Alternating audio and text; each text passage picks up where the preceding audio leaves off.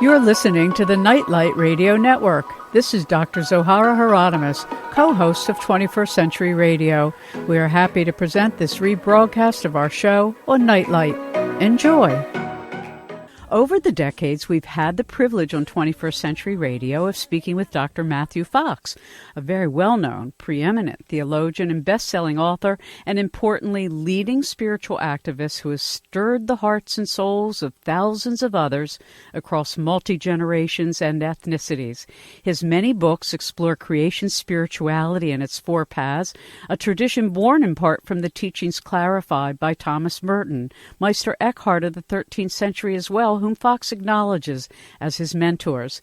Matthew Fox joins us this hour to continue our several decades-long conversations about meaningful change in society, the emergence of a vibrant spiritual path that may no longer be monastic, but is every bit as vigorously filled with love of creation and honoring that love through intentional and compassionate right action. Thank you for joining us again, Dr. Matthew Fox. Never quite sure what to call you. I always feel like it's Brother Matthew. That's fine. That's fine. It's good to be back with you. Well, thank you for joining us. You're certainly very busy. I've been reading through 3 recent titles of yours: A Way to God, Thomas Merton's Creation Spirituality Journey, Stations of the Cosmic Christ with Bishop Mark Andrus, and your soon-to-be released this summer your work entitled Order of the Sacred Earth, an Intergenerational Vision of Love and Action, which is co-authored with Skylar Wilson and Jennifer Listug. What is the thread that runs through all 3 of these works?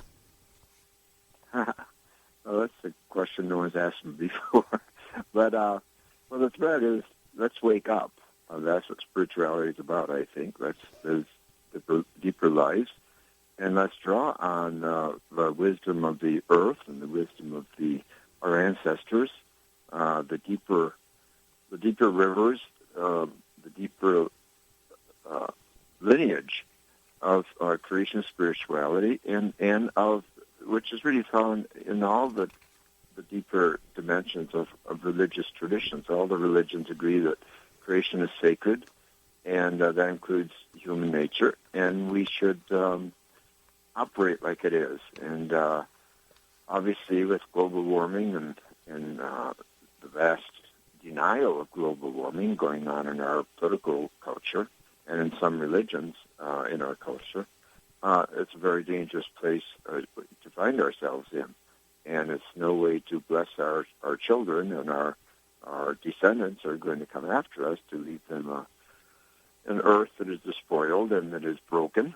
And so it's about finding what's deepest in the human heart, and our passion for justice, our passion for compassion, and creativity, and putting that to work.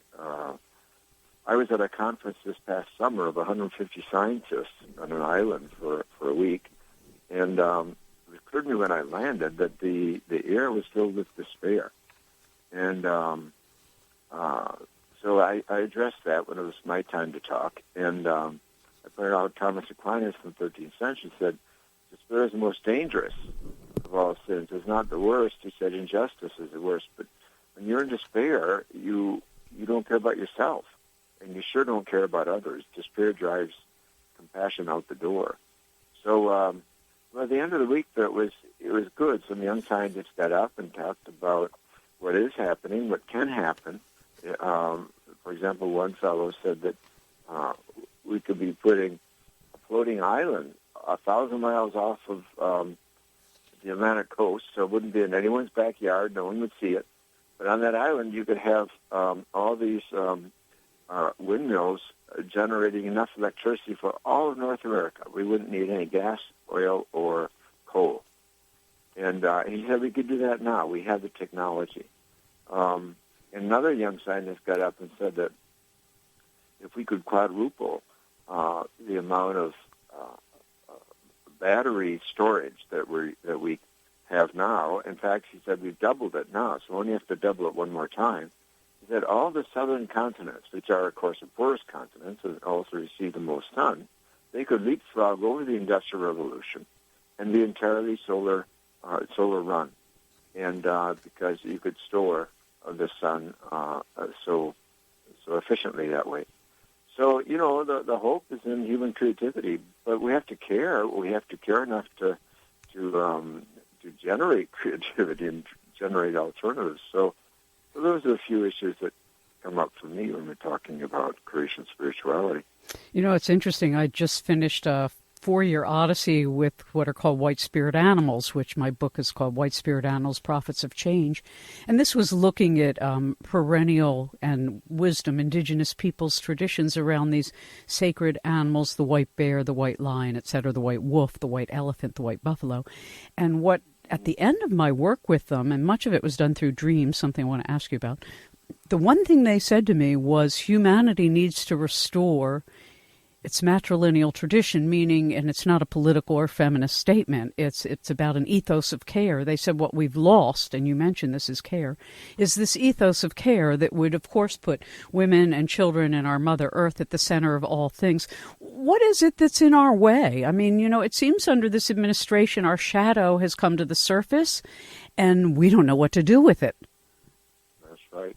Well, I think the reptilian brain is in the way, and, of course, with it, our capacity for greed and for power's sake, and for a denial. I mean, I'm just astounded by the amount of denial that we're capable of as a species. I was in Florida, part of a conference on seas rising, global change in the rising seas.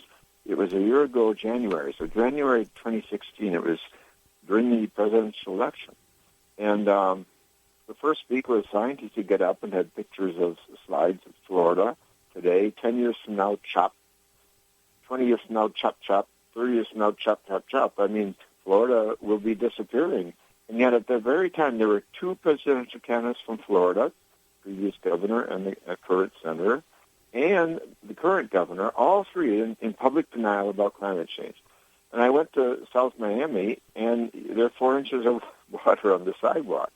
So it's amazing how humans and our organizations can live in a make-believe world, and of course ignore science and create a bubble and just be in complete denial. So Meister Eckhart, one of my favorite mystics, and you referred to, he said that God is the denial of denial. Mm-hmm. So if we're stuck in denial, divinity is nowhere around because truth is nowhere around.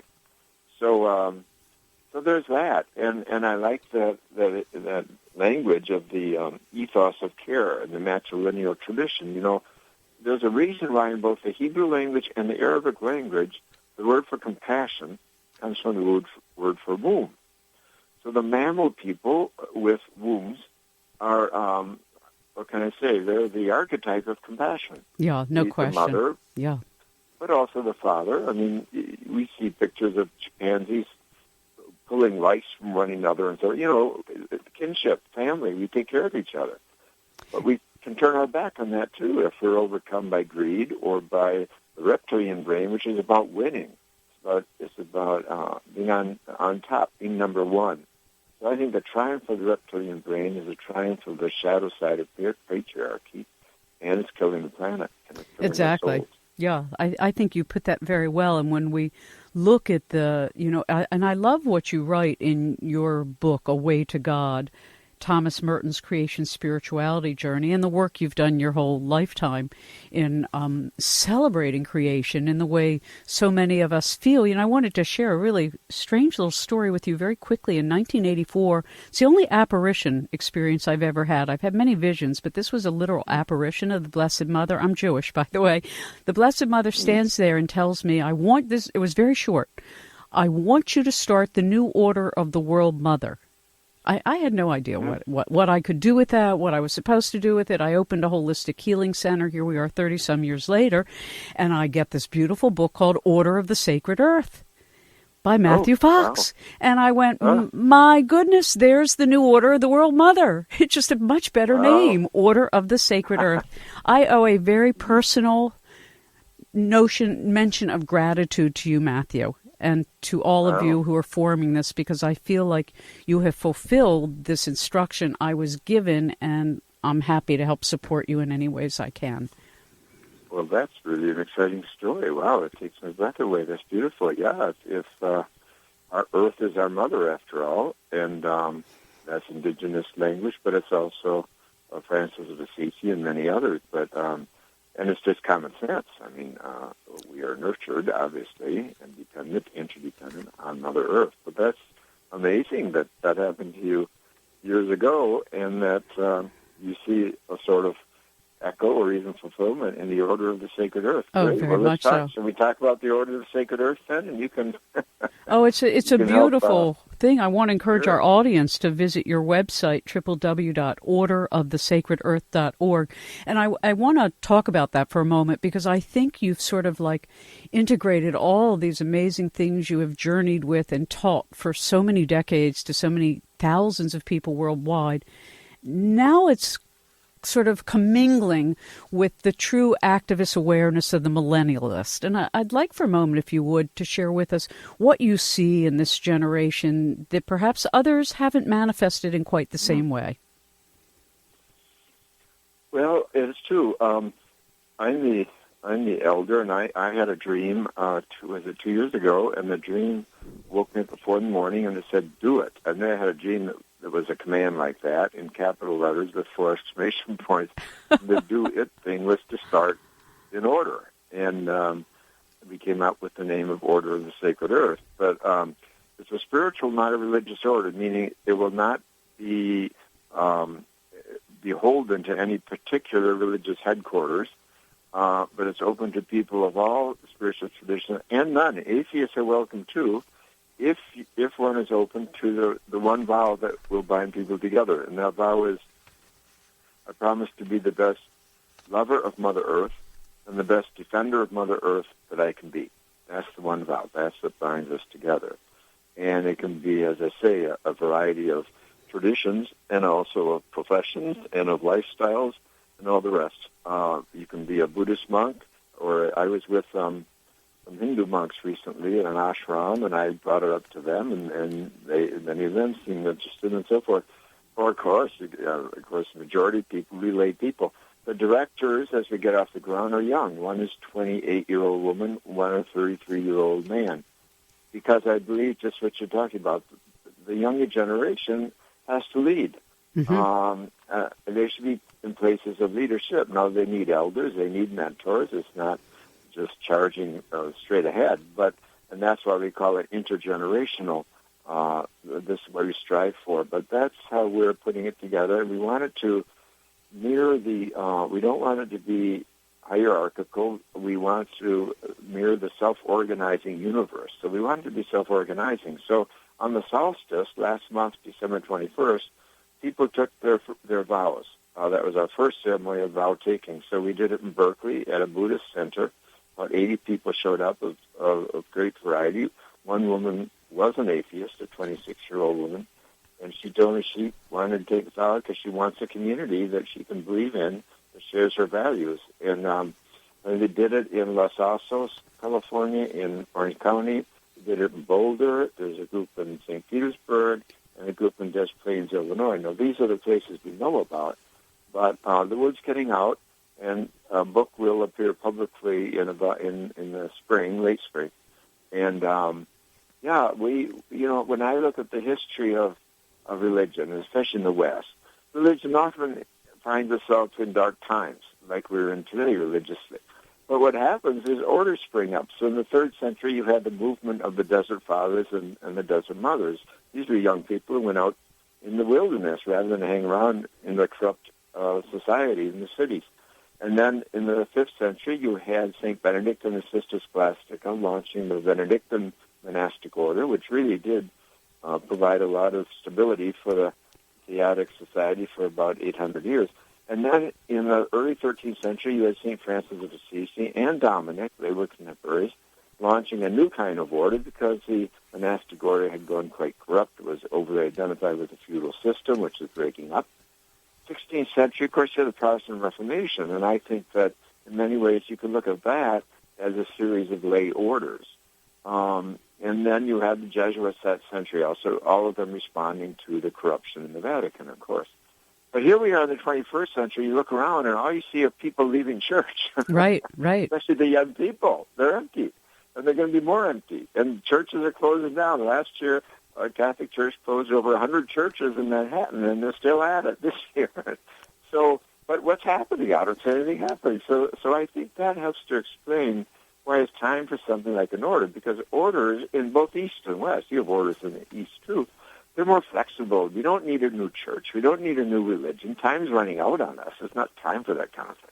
But an order is very flexible. And so I say, well, why not give this a shot? And I'm excited that you had a dream and even a command some time ago from the goddess about an order of the world mother. Is that what the phrase was? Yeah, the new order of the world mother. That was exactly. And it's interesting. At the time, it was right before I opened the holistic healing center called the Ruscombe Mansion in Baltimore, which is the oldest integrative holistic healing center in the country now. We're still in operation. At the time, I wanted to either open an orphanage or a healing center, and I'm standing there with this bowl of plums in my arms from this tree, and there she is, standing there, radiant, beautiful. I couldn't believe it. I mean, it was really quite awesome. Like I said, the only apparition I've ever seen. I do have visions. I am a visionary, but this was unlike, and it was very short and very powerful, and it never went away. And, there isn't a time in my life I haven't thought to myself, have I done it?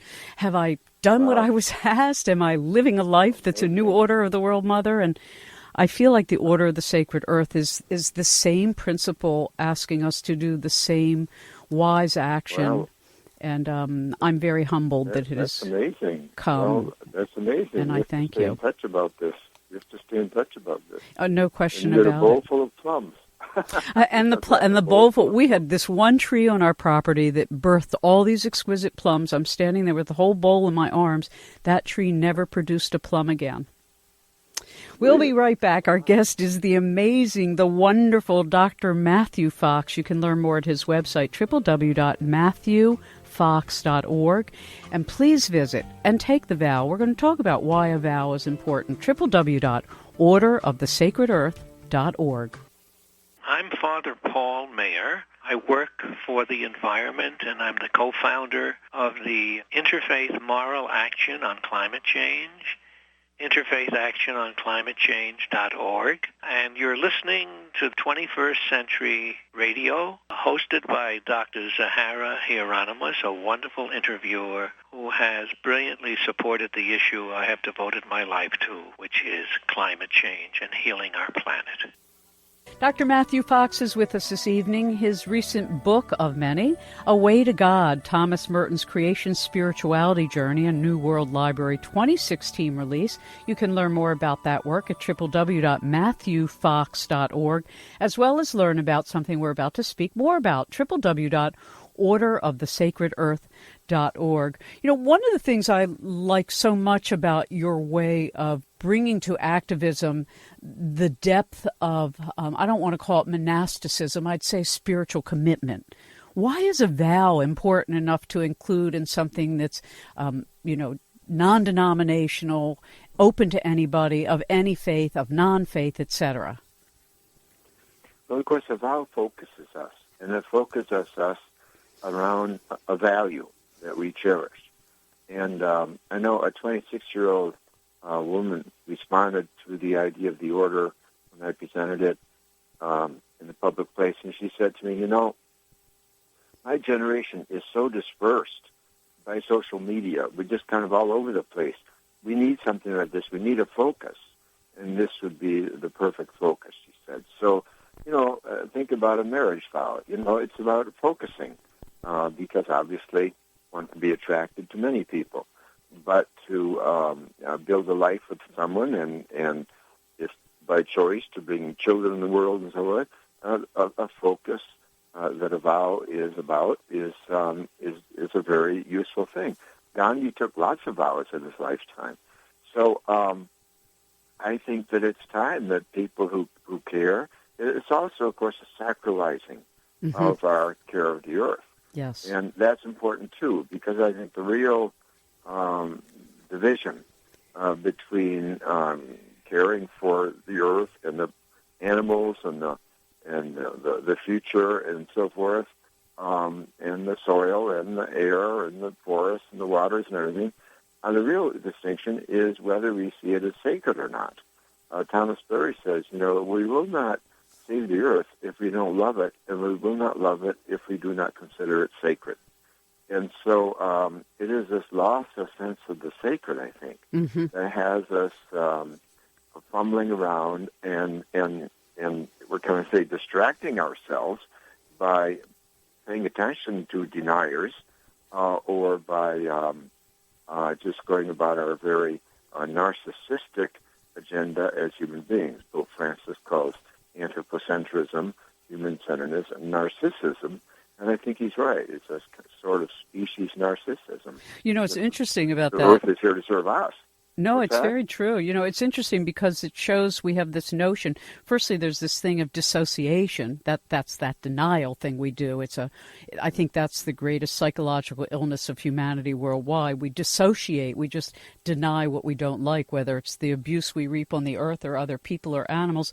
But species entitlement, people claim, was a Darwinian perspective. And the truth is, he said the greatest work in his lifetime was proving that there's no such thing as a right to species entitlement of humans, that animals are our kin. They're not less than us. They're not beneath us. They're just different from us, but we're co-collaborators. And he has been so misrepresented by the church and by political institutions, etc. And I have always found that so compelling when I finally read what he wrote about it, that no, this isn't it at all. Love was Darwin's greatest pursuit, studying what love is. So let's talk about that. Love of the sacred and how that has really, when I look at your work and the many times we've had the pleasure of speaking, and when I read your work, that's what I see, Matthew, is that you have taken the sacredness of love and it radiates to everything we apply our will and our good intention to.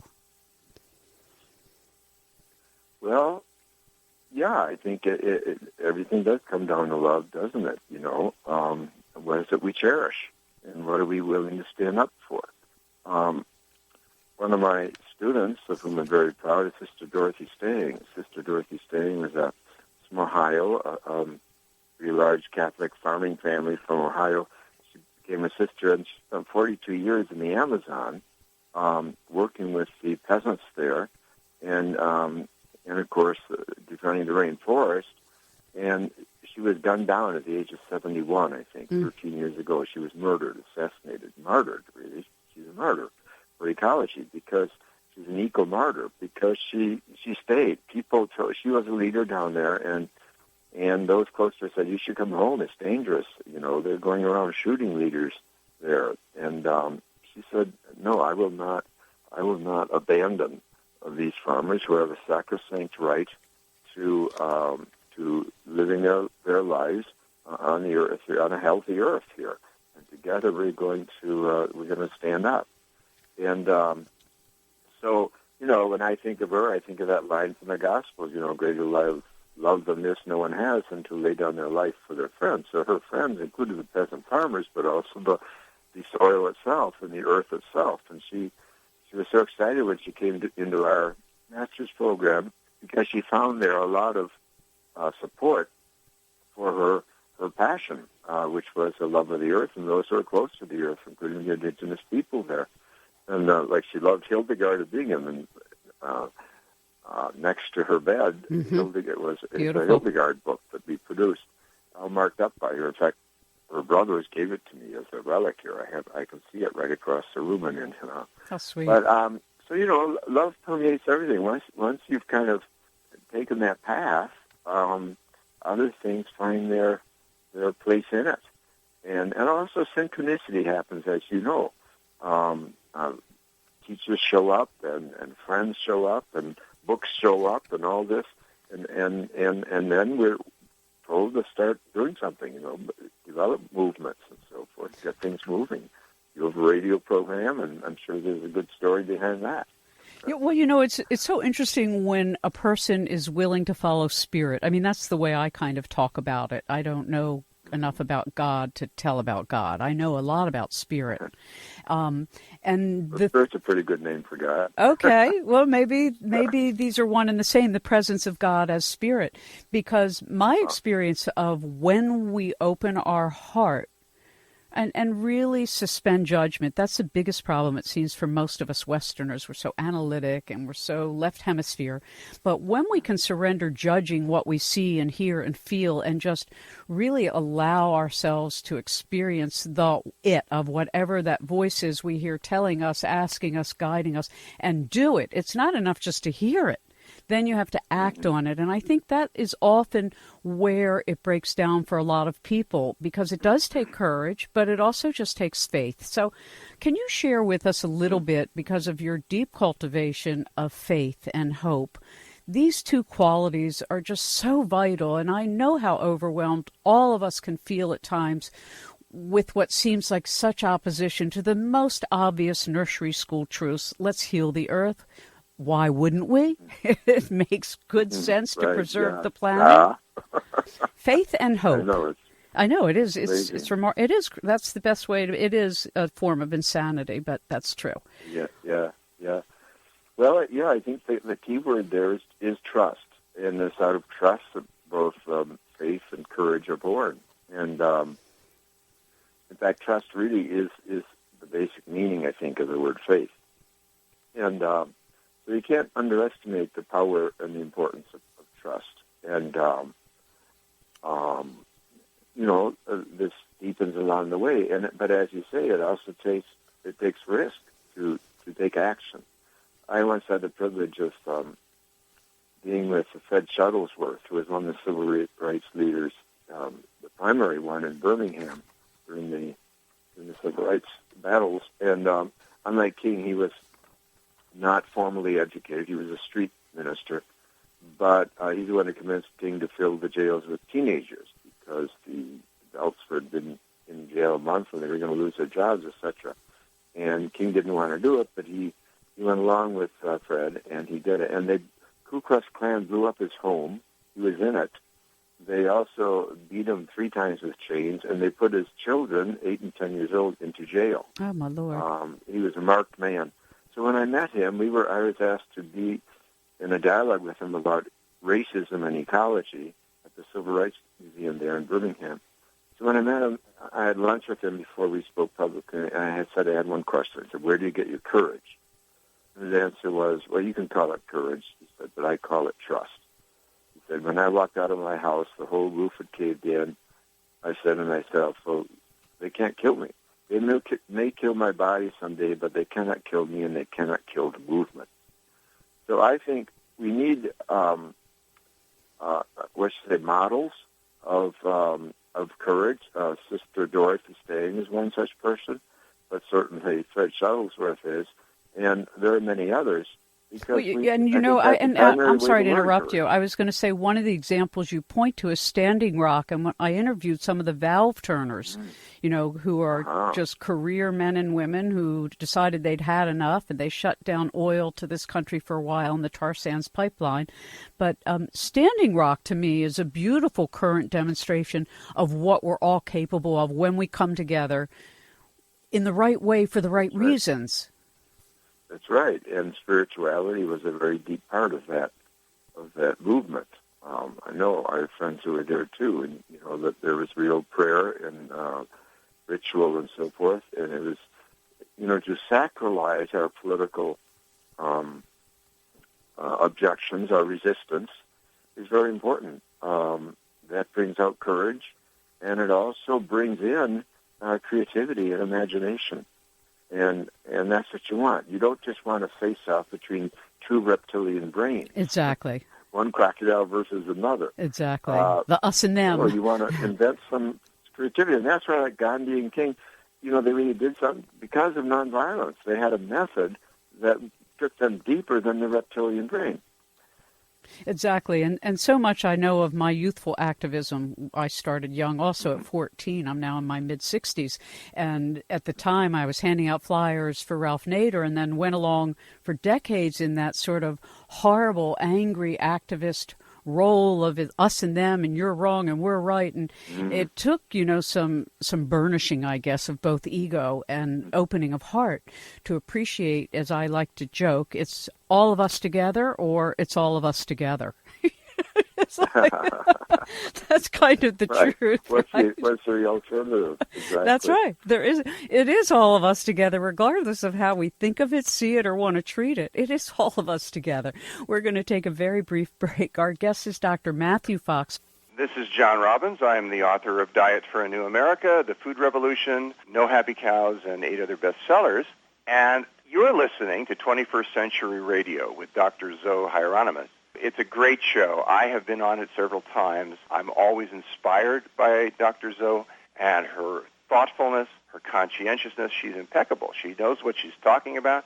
She brings great people to the airwaves, and I am really grateful for her that she does her show the way she does it. Coming back, Matthew, there were several things I wanted to ask you about the new order of the sacred earth relative to creation spirituality. And there's so many things. How am I going to do this in 15 minutes?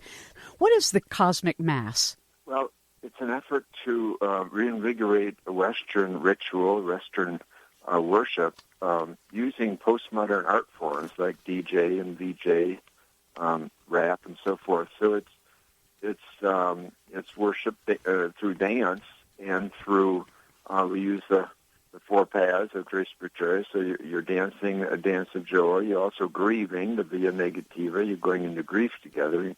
That's so important today. We're all grieving a lot, whether we know it or not, and we have to do it together at times. It's not enough to just grieve alone. And then there is the Via Creativa, and that's the sharing of bread and wine. And then the Transformativa dance at the end is about getting the warrior energy up, because we all have a role to play as warriors and as prophets, to interfere, to stand up, to be counted, to resist. And so it's a redoing of the Western liturgy. And some people say, well, a Mass is such a Christian thing and such a Catholic thing.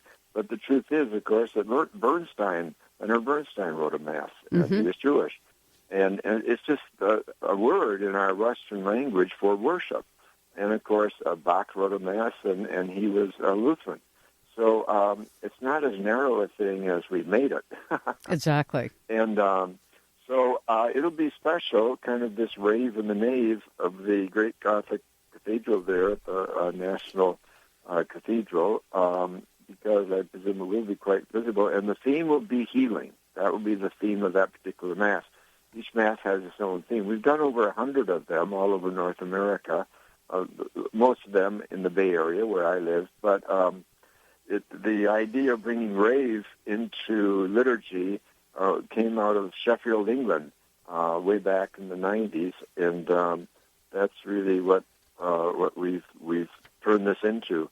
And I think we've had amazing events. We did it for 1,000 people at Sounds True Conference 2 summers ago, and there were Jews and rabbis, several rabbis, and Hindus and Sufis and Buddhists, and an atheist came up to me at the end, and she said, I'm a fierce atheist.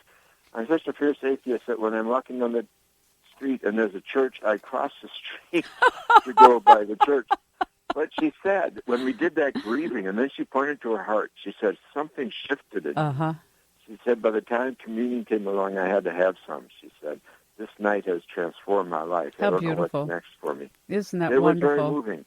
And again, you can go to www.matthewfox.org and www.orderofthesacredearth.org. One of the things at orderofthesacredearth.org, we mentioned the vow that one is asked to take, and I took that vow, and I signed up as a vow keeper already. I promise to be the best lover and defender of the earth that I can be. That's the vow. I also love the fact that you included these words from Martin Luther King about the beloved community.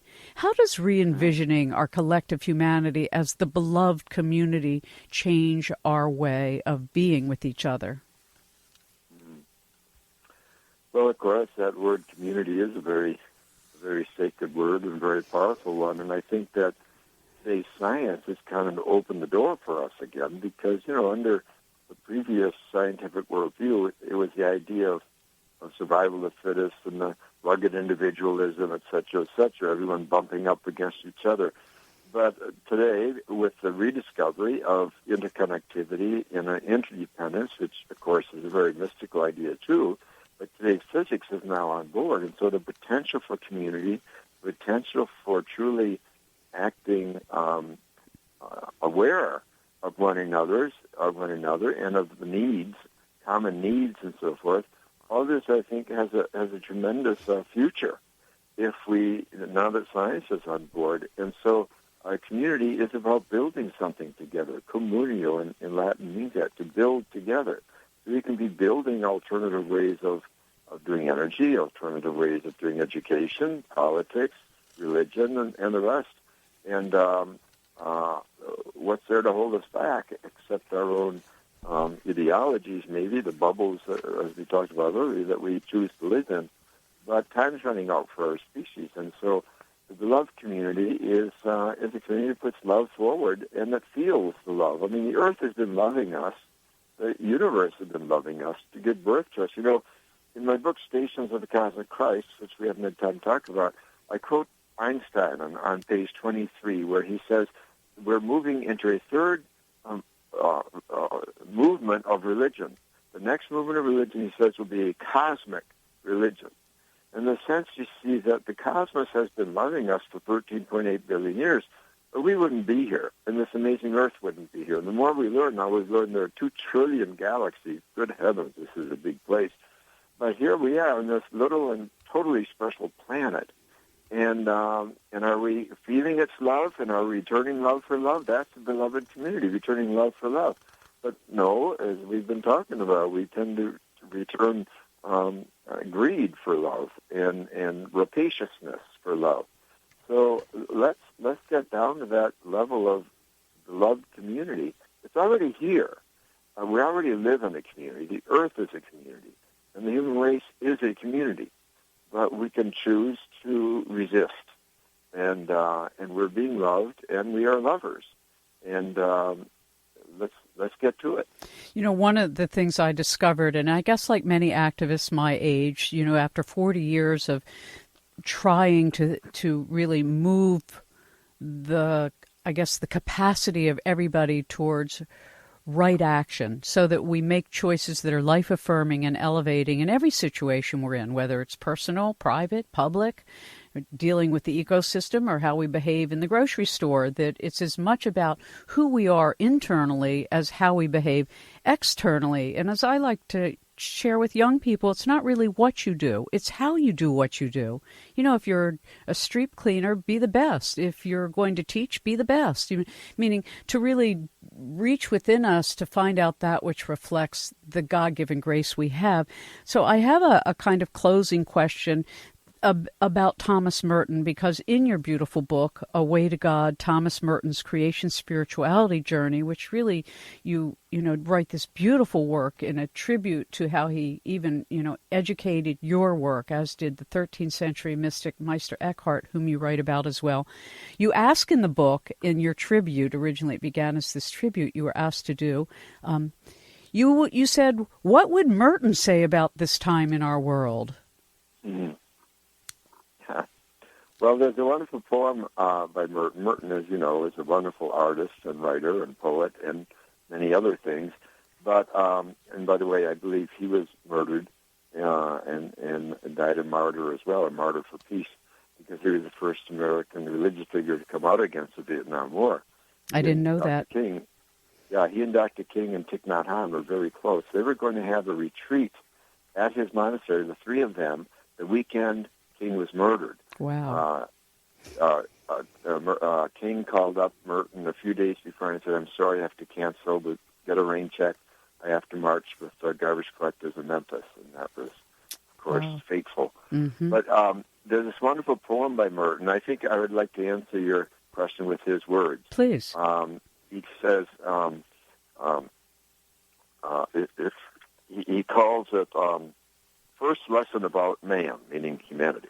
Man begins in zoology. Of course, that's evolution. That's his acknowledgement of evolution. He is the saddest animal. He drives a big red car called anxiety. Whenever he goes to the phone to call joy, he gets the wrong number. Therefore, he likes weapons.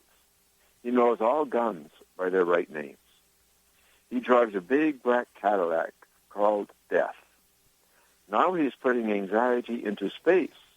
Merton, of course, was writing in the 60s, Right. before we got to the moon. He flies his worries all around Venus, but it does him no good. Man is the saddest animal. He begins in zoology and gets lost in his own bad news. To me, that's vintage Merton. It's concrete. It's easy to understand, but it's very deep and profound, and it stirs you. It can stir you up. Yeah, no, it's beautifully said. It's kind of like after I stopped being a political commentator and a whistleblower, which I did for a decade every day of the week during the Bush and Clinton eras and the beginning of the next Bush, and then I just couldn't do it anymore. But what I came away with is that we live under a preeminent death economy. I mean, everything is structured around death. Our medical system, our political system, our war economy, etc., versus a life economy. And it's really a very simple turn. That's patriarchy for you. One of the great Adrienne Rich, one of the great feminist poets and philosophers, she says there's a fatalistic self-hatred involved in patriarchy. Fatalistic self-hatred. And that, to me, is exactly about a death consciousness, a death economy. And it also links, it's found in religion. I think the idea of original sin is a fatalistic self-hatred, and it kind of deepens that. And I think men are, like Adrienne Rich is saying, men are very prone to this. And I think that, the idea of not paying attention to the destruction of the planet, that's a fatalistic self-hatred. And we have to do some digging and some detoxing. We have to clean this up. And men have to wake up and ask, are we part of this system? And, of course, women are too. But I think men are more prone to it. I think women tend to be a little more life-oriented. Well, it's different when you have a womb. Once you can create a life inside of you, you are a different kind of human than one that can't. And well, there you go. Dorothy Day had her conversion from being a very radical communist activist to being a Christian. She said when she got pregnant, she said she was so excited to have life in her body like that she had to thank someone. It's profound. I mean, to every mother out there, I used to call it the back door to God. You don't have to do anything other than be aware and love. You are I'm just so grateful every time we have a chance to have these conversations. They're never long enough. Is there anything in closing we've not touched on you'd like to share? Well, one thing that comes to mind is in the book Stations, Cosmic Christ, besides quoting Einstein, I'm working with two artists, M.C. Richards and Javier Garcia-Lemus, who've reproduced these 16 marvelous stations of the I Ams. That's what M.C. Richards did, play tablets of the I Am statements, which would mean all of us. We're all cosmic Christ. And Jesus is not the only Christ. We're all other Christ. And then Javier did these other stations of these events in Jesus' life. So they're very beautiful to meditate on. They're very powerful. And I think this is part of bringing about what Einstein is calling about the return of a cosmic religion. Einstein, of course, is fed up with how the churches did not stand up enough against Hitler and so forth. And he said we have to move religion beyond nationalism, beyond the ideologies. We have to move religion into the sphere of the cosmic again. And that's where psyche and cosmos feed each other.